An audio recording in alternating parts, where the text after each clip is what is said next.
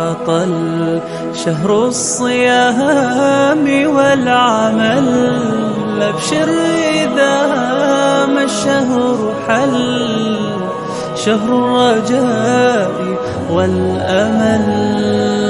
आखिरी अशरे में नबी अकरम सल्लल्लाहु अलैहि वसल्लम की जूद व सखा, आपका करम, आपके अखलाक और आपके जितने भी बुलंदी के मज़ाहिर थे वो और ज़्यादा खुलकर आते थे। अल्लाह के रसूल अलैहिस्सलातु वस्सलाम आखिरी अशरे को खूब फजीलत देते थे। आपकी देखा देखी आपकी अज़वाज मुतहरात ने भी आपके बाद एअतिकाफ़ का सिलसिला जारी रखा।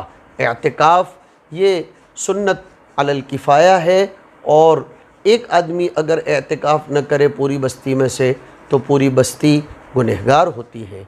लिहाजा एअतिकाफ़ की तरफ तवज्जो देनी चाहिए।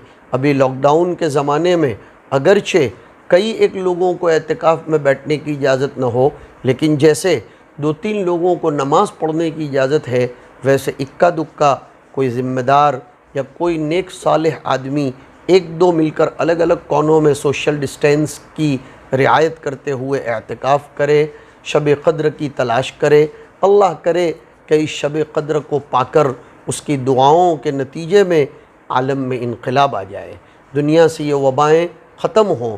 इस साल तो बहुत ज़्यादा अहतमाम करना चाहिए और औरतें जो इस साल वैसे भी साइकोलॉजिकली भी, आसमानी सुल्तानी आफात के तले भी, क़ानून की रोशनी में भी बाहर जाने की उनको इजाज़त नहीं है, शॉपिंग वग़ैरह के लिए वो नहीं जा सकती, जाना भी नहीं चाहिए, तो उनके लिए तो सुनहरा मौका है अपने घरों का कोई कोना पकड़कर एतिकाफ़ कर लेने का। उनके लिए बड़ा आसान है। वाज़ेह रहे कि मर्दों के लिए घरों में किसी भी सूरत में एतिकाफ़ की इजाज़त नहीं है।